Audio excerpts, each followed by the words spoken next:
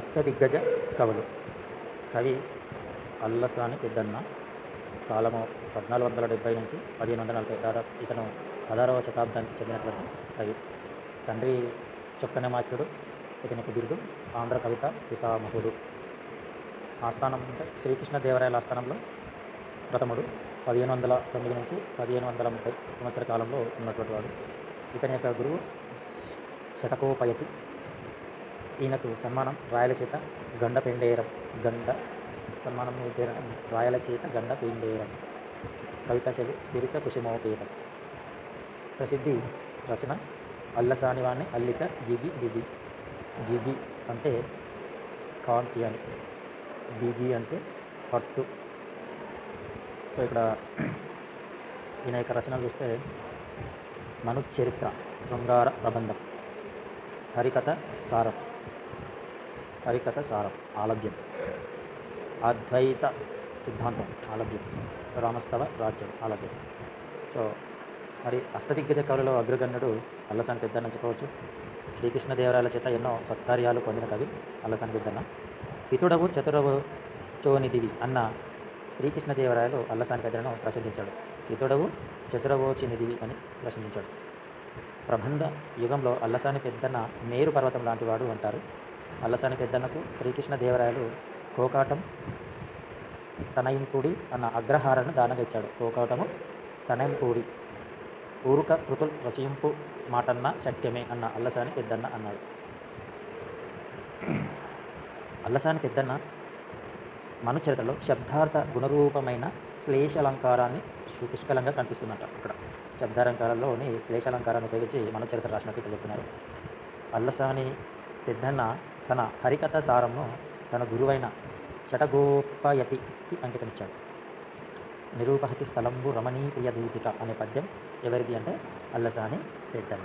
So Allasani పెద్దన్న మనకు ఎన్నో రకాల కావ్యాలు రాశాడు. అలాంటి దాంట్లో పుటమెరుంగుల్ మసురుభూప వెడుగులు చూపినట్టి వా కైతలు జగ్గు నిగ్గు నెనగావలి గమ్మ సస్యలయం అన్న 29 పాదాల యొక్క ఉత్పలమాలిక పద్యంలో పెద్దన కవిత్వం ఎలా ఉండాలో అపూర్వకంగా చెప్పినట్టు చాటు పద్యం మణిమంజరి అనే దానివల్ల తెలుస్తుంది. ఇందులో 29 పాదాల ఉత్పలమాలిక పద్యంలో పెద్దన రాసినమాట. సో అలాగే ఆయన రాసినటువంటి మనుచరిత్రను కనుక ఒకసారి మనం చూస్తే మనుచరిత్ర తెలుగులో సమగ్ర ప్రబంధ లక్షణాలతో వెలువడినట్టు మొదటి రచన మనుచరిత్ర. తెలుగులో సమగ్ర ప్రబంధ లక్షణం. మనుచరిత్ర ప్రబంధానికి స్వరోచిస మను సంభవం అన్న నామాంతరం కూడా కలదు. స్వరోచిస మను సంభవం అన్న నామాంతరం కూడా కలదు. మనుచరిత్ర ప్రబంధ కథను మూలము మార్కండేయ పురాణంలోని ఇది. మార్కండేయ పురంలో మనుచరిత్ర అనేది మనకు కనబడుతుందని ఇక్కడ చెప్తా ఉన్నాడు.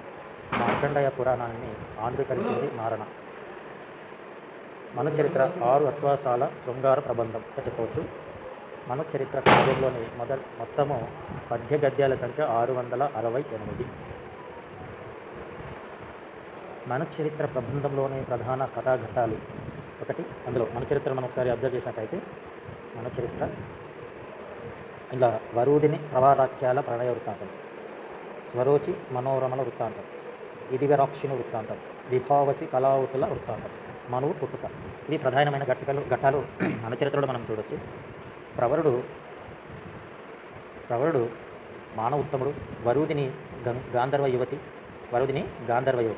ప్రవరుడు మనోత్తముడు. మనోరమ ఇదివరక్షుని కూతురు. ఇదివరక్షుని క్షపించిన వారు అంటే బ్రహ్మమిత్రుడు. అశ్వరోధయం అనే విద్యను సర్వోచికి ఎవరు బహుకరించారంటే మనోరమ.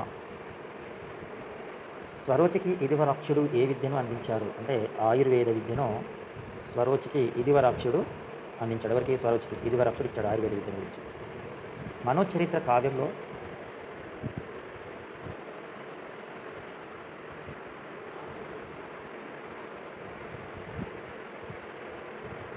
కావ్యంలో మృగపక్షి భాషకు తెలిపిన ఈ భాష ఆ విద్యను ఎవరికి నేర్పిందంటే స్వరోచికి. అల్లసాని పెద్దన్న కవితా శైలి ఏంటంటే సిరిస కుసుమోపాయం అనగా దాని అర్థము మృదువైన అని అర్థం. మృదువైనది. కళావతి స్వరోచికి నేర్పిన విద్య పద్మిని విద్య.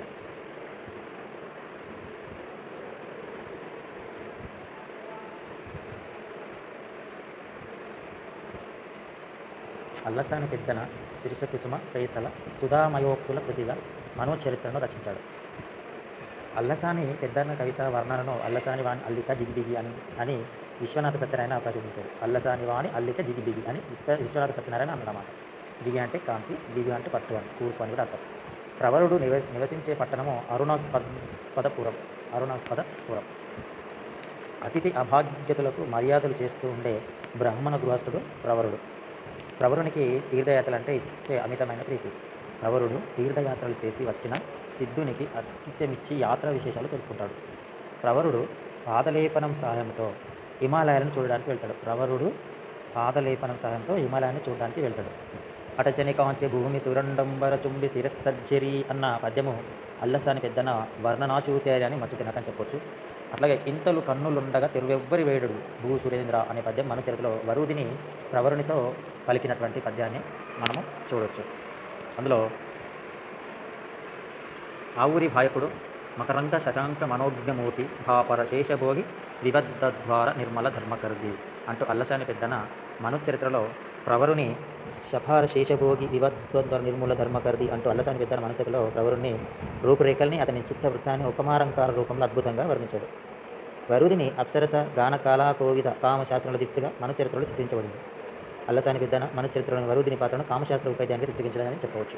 ఇది మనకు డిగ్రీ లెక్చరర్ ఎగ్జామ్లో 2012లో వచ్చినటువంటి క్వశ్చనే. అల్లసాని పెద్దన మనుచరిత్రలో వరుదిని పాత్రను కామశాస్త్ర ఉపాధ్యాయాన్ని చిత్రీకరించాడు. పెద్దన వరుదిని కామందురాలుగా చిత్రించడాన్ని వేంపారాల సూర్యనారాయణ శాస్త్రి విమర్శించాడు. విమర్శన గ్రంథకస్తుడు. అల్లసాని పెద్దన్న కవిత్వాన్ని వడతపోట పెట్టిన ఇక్షరుసంతో విశ్వనాథ సత్యనారాయణ పోల్చారు.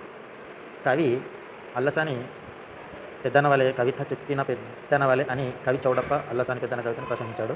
పెద్దన్న ప్రబంధ వక్రత ప్రయోగాలే మొదటి దిక్కు అని ఎవరన్నారంటే జీవి సుబ్రహ్మణ్యం. సో అల్లసాని పెద్దన్నపై వెలువడిన పరిశోధన గ్రంథాలు ప్రధానంగా అల్లసాని వాణి అల్లిక జిగిబిగి విశ్వనాథ సత్యనారాయణ రాశాడు. మనుచరిత్ర కథా సౌచిత్యం వేటూరి ప్రభాకర శాస్త్రి రాశాడు. సో నెక్స్ట్ నంది తిమ్మన్న అష్టదిగ్గజ కవిలో రెండోవాడు. దానికి సంబంధించిన నెక్స్ట్ వీడియోలో చూద్దాం.